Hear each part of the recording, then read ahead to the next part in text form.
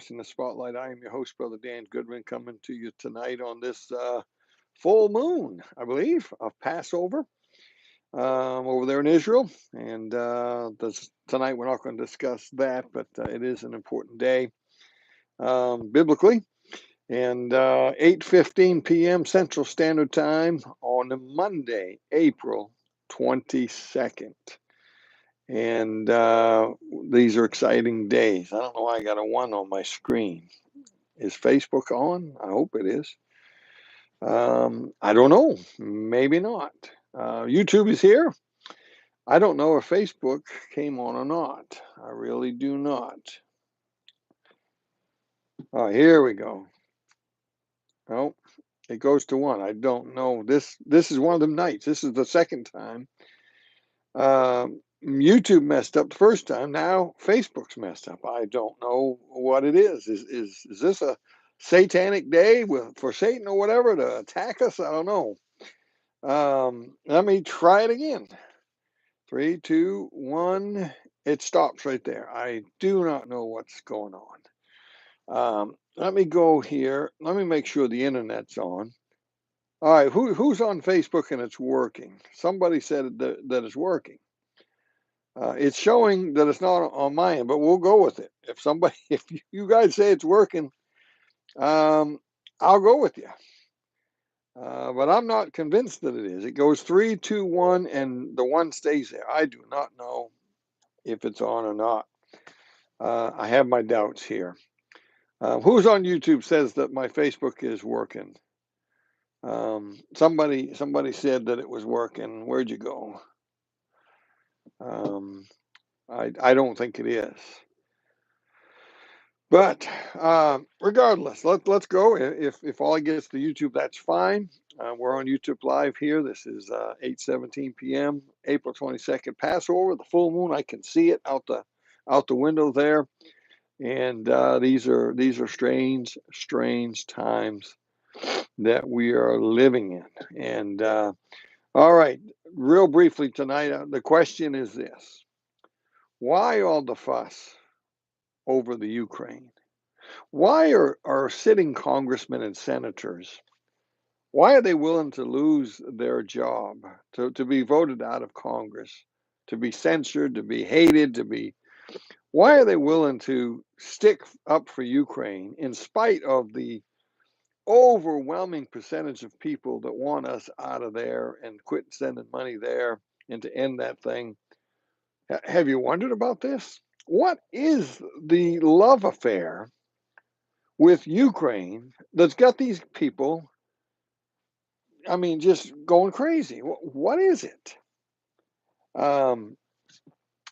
Tonight, I think I'm gonna share some things about that and what I believe about that.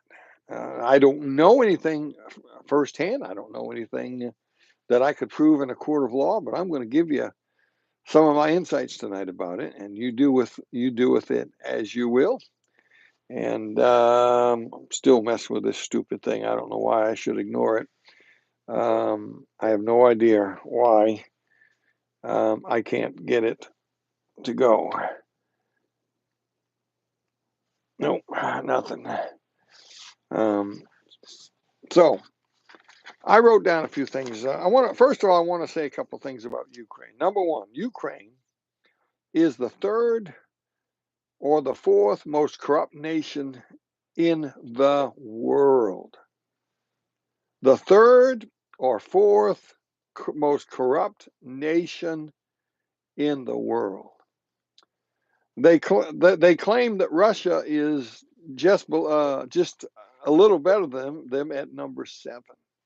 In other words, on a list of the 20 most corrupt nations, Ukraine beats out Russia. Okay, they're worse, and we know that. We know that from 2020. We know that from the phone call that Mr. Trump had that the crazy Democrats impeached him over. A phone call where he asked the president, who happened to be Zelensky, the guy that's there now, he asked him to look into and investigate some things over there, and rightfully so. After all, we were giving them aid at that time, and they wanted to throw Trump out of office for somehow interfering in the election with Biden. And yet, look what they're doing. All these lawsuits and lawfare against their opponent, Mr. Trump, while Biden's in office. See, they can do no wrong. That's the way these liberals are. That's the way evil people are. They accuse you of the things that they themselves are doing. All right. So, number one on the list, third to fourth most corrupt nation in the world. Why are we sending billions of dollars to that nation? Why? You need to be asking that question. That's our money. We got to pay it back. We got to pay taxes. Our grandchildren and great grandchildren will be saddled with this. Why? Why are we sending billions of dollars to the Ukraine to keep a war going that's killing hundreds of thousands of Ukrainian young men? The last I heard was over 500,000 men killed on the Ukraine side alone. And Van says the money is separate from the federal. Yeah, but we know better than that. We're not stupid. We're not idiots here in America, some of us. We know that every dollar spent somehow goes back to the people, because the government has no money. Every dime that they have came from the American people. And okay. Secondly, did you know there are no elections allowed in the Ukraine? Has not been since the war started. No elections. They've canceled all elections. Is that a democracy? Not a chance. It's not a democracy. They're under a dictatorship. They have no election. You can't vote Zelensky out. You can't. And by the way, you can't express your opinion over there. They'll hunt you down and imprison you or kill you. Kind of like what's happening here in America, right? No elections, no freedom of religion. They have attacked certain certain entities or churches and faiths that they do not agree with. There's no freedom of religion there, no freedom of speech. I doubt there's any freedom whatsoever over there. They're under a dictatorship. So I ask again, why are we sending billions of dollars? See, the Speaker of the House, the new Speaker of the House, Johnson, touting himself as a Bible believer and has a Bible frame of reference and Christian, and he's going to do the right thing. He has done nothing that he promised to do. He has lied to us. Mr. Johnson, you should resign immediately. Resign from your speakership. Resign from Congress, for goodness sake. You're a liar. You're a liar. Out of your own mouth, you're a liar. Stood with the Democrats and passed this junk over and over again. Now, not just this one, but before that. And someone's asking about why the borders open. That's another story, but it's probably part of the same thing. But it's my discussion tonight is why all this hype about the Ukraine. Why? Why would we bankrupt our nation to send money to the third most corrupt nation in the world? An election that has no democracy, no elections, no freedom of religion, an outright dictatorship. Why? By the way, how do we know some of these things? Well, we know some of this right out of Mr. Biden's own mouth before he was even the president. Remember that clip they played over and over again? I told them you're going to fire that investigator, that prosecutor. You're going to fire him. They said, no. Why do we do that? He said, because if you don't, I'll cut off your money. They said, you can't do that. He said, you watch me. And he said, son of a blank, laughing, son of a blank. The next morning, that guy was fired. Ha ha ha ha. Now, is that not interference? Is that not bribery? Is that not twisting? Is that not evil what Mr. Biden did? Why did he do it? Why did he not want that prosecutor doing his job investigating the corruption in Ukraine? Because his son was with Burisma. His son was part of the investigation. Mr. Biden commit a crime in getting involved in that and threatening to cancel. I believe this is when he was the vice president now. He was vice president under Obama, and he laughs about this, how he got them to fire a prosecutor investing an outfit with his own son. That's right. Mr. Trump done anything even close to that, they'd have hung him outside in the courtyard. Yeah. See, what's good for the goose isn't good for the gander. They can commit crimes. We get accused of things we didn't do. It's terrible. It's terrible what America has become. And oh, you representatives, you 435 men and women in the House of Representatives, and those of you in the Senate, shame on you. Shame on you. Bankrupted our nation. You've destroyed our nation. You preachers out there that sit back and don't preach against sin and just go along for a ride. Shame on you too. Amen, Van. Thank God this world is not our home. So let me give you 4 things that I wrote down. What I think is going on. And I have no inside information. I have no inside politician that's calling me up, filling me in. This is just a guy on the outside looking at what's going on and making some observations as to what may be the motive here. Why are politicians voting this way? Why are they voting to bankrupt our nation? Why are they voting to send billions more to the Ukraine? Why? Well, by the way, there's some information out there that I read that seems to link Mr. Biden with telling Iran what they could bomb and what they could do against Israel. Remember a week or so ago, the bombs? He seems to have been involved in that. And I made this statement.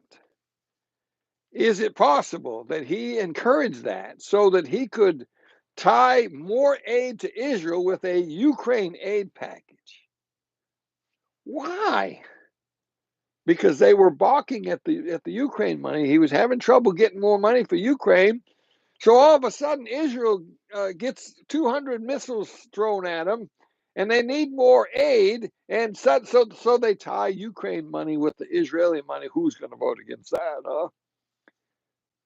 What wicked people these are. Wicked people. Evil people. So I wrote down 4 things why they have gone crazy. I mean, did you see the video after the vote in the House? Did you see them waving Ukraine flag? They were hanging Ukraine flags in the House of Representatives. Clapping, shouting, dancing around for joy. Not for Israel, not for your children, your grandchildren, or America, for the 3rd most corrupt nation in the world. They just sent billions, they're going to send billions more dollars there. Now, let me give you 4 things why I think this is happening. Number 1, I believe some of these guys, if not many of these guys on both sides of the aisle, are somehow benefiting financially from this mess. Now, we know that's true just from Mr. Biden and the corruption and the millions of dollars he's been raking in from different countries, including the Ukraine over the years. These guys have raked in money. Nancy Pelosi, some of these others, they've got invested interest there. They're getting kickbacks, possibly.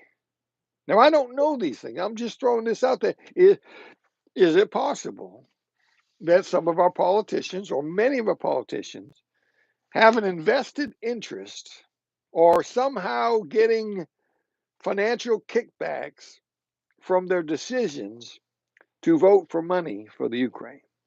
Is there somehow money that gets into their coffers? I'm just asking. Number two, is it possible that some of them are, number one, either being blackmailed, or number two, they're afraid they're going to get blackmailed if they don't vote right? Now, what do I mean by that? How could they be blackmailed? Because of the paper trail of the past that points to their crimes of receiving money from the Ukraine by way of bribes and kickbacks and things like that, in order to try to do what, to aid Ukraine, and that would be illegal. And they're afraid that Ukraine, if they don't vote for more money, that Ukraine could tell on them. Remember the phone call, Mr. Trump? You need to investigate this corruption. He didn't. He didn't. Blackmail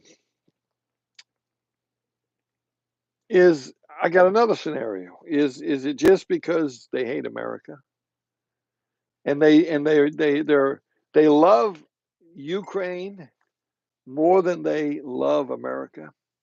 In fact, they love the Ukraine. They hate our system of government. They hate our Constitution. These people are evil. They're evil. And lastly, I got one more for you. I want you to think about this one. Is it possible that they're scared to death? Is it possible these politicians are scared to death that if Russia takes over that part of the Ukraine, that he will get the evidence on the corrupt politicians here in America and leak it to the world, and they would be exposed for the evil people that they are? Wow, that's a pretty good one. What do you think? Now, let me say this from a biblical perspective. There'll always be evil men. The evil men are here. God puts some of them in power. God does it. When God wants to judge a nation, he gives them an evil leader. So, let me say this. I really believe this is going to lead us right into Ezekiel 38. You say, well, is this going to lead us into World War III? I don't know. It depends what you mean by World War III. You do understand that we could destroy the world in 1 hour. And we know that's not going to happen. So, what do you mean World War III? I mean, if you're talking about conventional weapons, no nukes, and maybe cyber war and all that, yeah, that's going on. But if you mean a World War III, Russia shoots their nukes, we shoot ours, Israel shoots their, I mean, that's not going to happen. That would destroy the world. And we've read the last chapters of the Bible. We know that doesn't happen, right? However, there is a war called the Ezekiel 38 war that is hanging by a thread right now. I mean, it could happen any moment. Those of you that watch me, you know what I say about this. Mr. Putin already said months ago that the Golan Heights belongs to Syria. Why did he say that publicly? Because he's in Syria. He has troops there. And he's planning to take the Golan Heights. I know this to be true. I know this for a Bible reason. I'm not saying it has to be Putin. He could die tomorrow. But the bear from the north, Russia, Magog, is going to come down against Israel in the Golan Heights. You say, how do you know it's the Golan Heights? The Golan Heights is the mountains of the north, and that's where this takes place. If you go to the Golan Heights, you can see most of Israel right there. Anybody that held military and missiles on the Golan Heights could destroy Israel in 10 minutes or less. And there'd be no defense against that. Even the Iron Dome couldn't defend against supersonic missiles shot at them from that close of a range. It could not be defended against. Russia will not be allowed to take the Golan Heights. God is going to stop this, and he'll most likely use somebody or some nation. I have my theories on that. We're not going to get into that right now.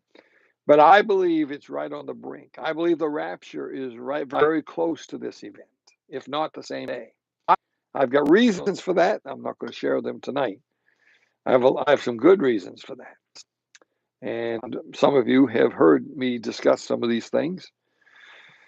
And so we're on the brink of that. Russia, with what's happening, whether the politicians know this or not, I doubt that most of them know anything about what I'm talking about right now. Maybe a few of them do. I think this push to defend Ukraine and discredit Russia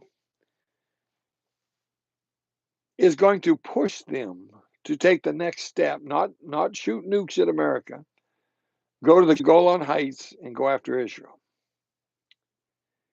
And humanly speaking, who's going to stop them, right? We're gonna go into nuclear war to stop them? I don't think so. So this is what I think is going on. This is crazy. This is ludicrous what we're doing. America's going so far down. I think we're over 34.5 trillion in debt now. I saw somebody put that up a minute ago. They say we're going $1 trillion in debt every 100 days. How long can we sustain this? We're probably already past that line now. It just hasn't hit everybody because everybody's still got credit card balances and they've still got room on their credit card to buy stuff. So it hasn't got all the way down the chain yet to where all of a sudden, hey, I'm broke. I'm done. I got no more. It hasn't hit that yet. How far away is that? And what will the government do when that day comes? I believe we'll be sold into slavery to our nation. I believe somewhere down the line they're going to do like Joseph did in Egypt after the 7 years of plenty and after the 7 years of famine got there and people were starving. They spent all their money for food. They sold their farms. They sold themselves as slaves. I believe that's what's coming here. You say, well, I've got properties and it's paid for. Yeah, but when the government comes to bail out the country, there's going to be a price. Joseph didn't give the food away, sold it to them. And eventually they sold their lands to Joseph. Joseph second under Pharaoh. He orchestrated it. Now there are good and bad lessons in the story of Joseph. There's good lessons as a type of Christ. At the same time, you can see the Antichrist in the story of Joseph. It's amazing. Maybe we'll do a show on that sometime. It's amazing. It's both sides of the coin. You do know Jesus is coming as a dictator, right? He's not coming to set up a democracy. If he did, they'd vote 51-49 to crucify him again. And that's probably being polite. Probably be a lot worse than that.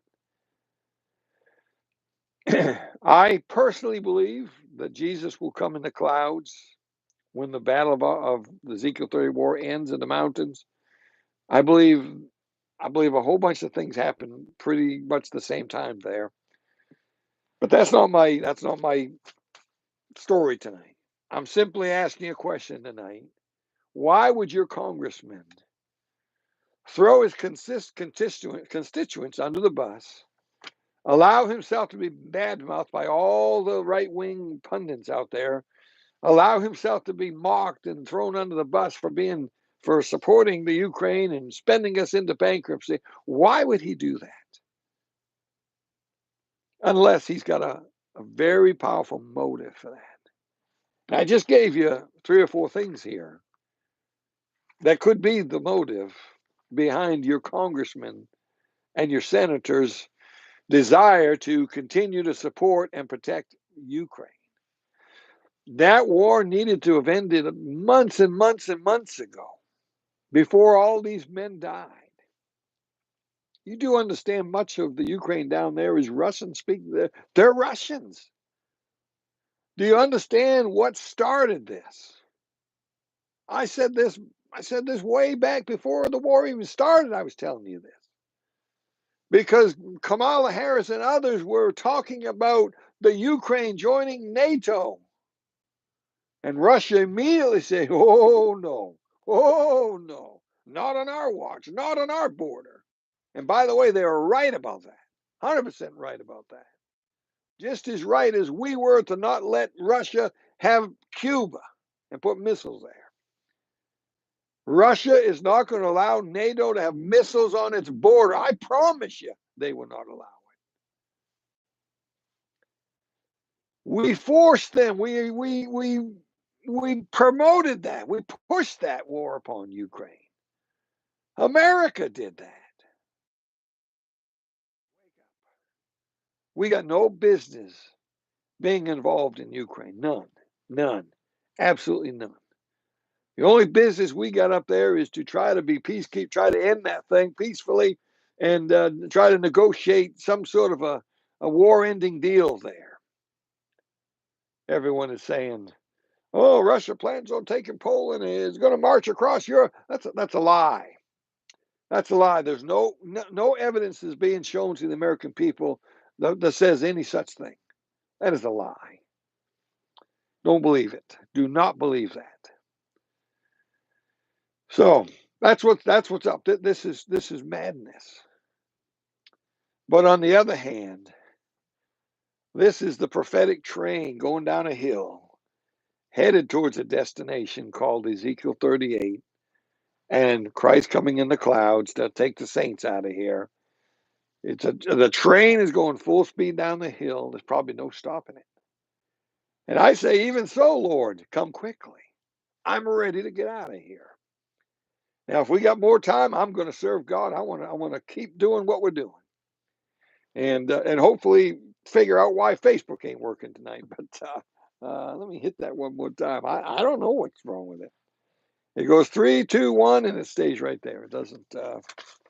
In closing, let me say this: we had Michael Samuel Smith last week, and with the Zoom call, we had him on TV, we had him on YouTube. I have his DVD here. The Red Heifer Update 2024, brand new. There's also another thing on here about Hanukkah. And our good friend Michael Samuel Smith, I don't have many of these left. I mean, I don't have many. First come, first serve. Order yours tonight or in the morning. Get on the website, order this, prophecyspotlight.com. You'll see it right there on the front page. Just click on it. $19.95 free shipping. And you'll get the goods from Brother Smith about the red heifer stuff. Also on the website, right there on the front page, Dr. Grady's book. I was at a meeting last night in Glasgow, Kentucky.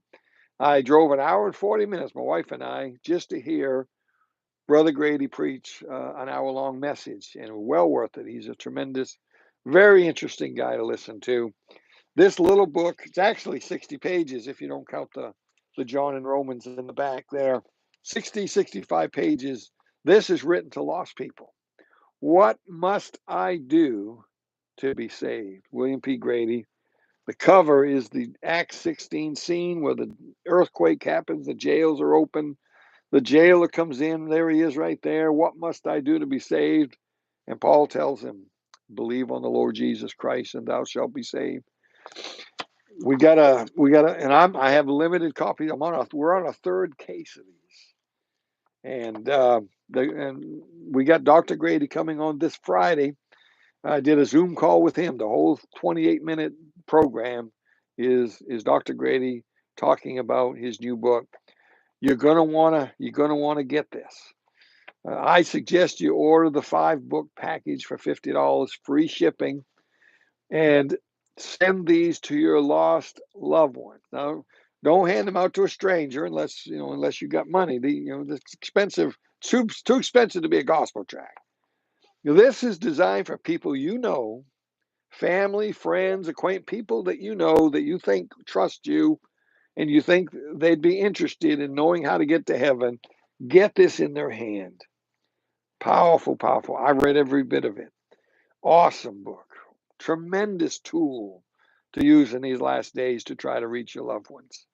It's on the website. I would encourage you to get the 5 package. one for you to read, 4 to give away, and you may want to get more. Some guys bought 10. Okay, I promise you, you will love this book. And hey, maybe you could get some of your loved ones saved with this book. Dr. Grady does a tremendous job leading the sinner chapter by chapter through seeing what their how their life is, how God sees them. And all right, hey Esther, the Revival Fires Conference, I think that started tonight, didn't it? I think it started tonight. Boy, I wouldn't have minded. There's just not enough time. There's no way I can go everywhere. I would have loved to have gone up and up there. Um, yeah, Brother Coral and a whole list of speakers up there. I did go once or twice up there. I used to go to Lexington and Louisville every other year to the Revival Fires Conference. And all right, so it started tonight. Dr. Coral usually starts it off. He preaches first, and then, if I remember right, he would have been tonight. But there'd probably be two guys tonight. But yep, I didn't get up there, and oh well. I'm busy doing the things that I'm doing here, and you can't be everywhere, right? Okay, well, I hope I've been some encouragement to you tonight. And Esther, are you up there by any chance? Are you up there at that conference in Bourbonnais? That would be interesting. Would have been all right. Brother Crow was second.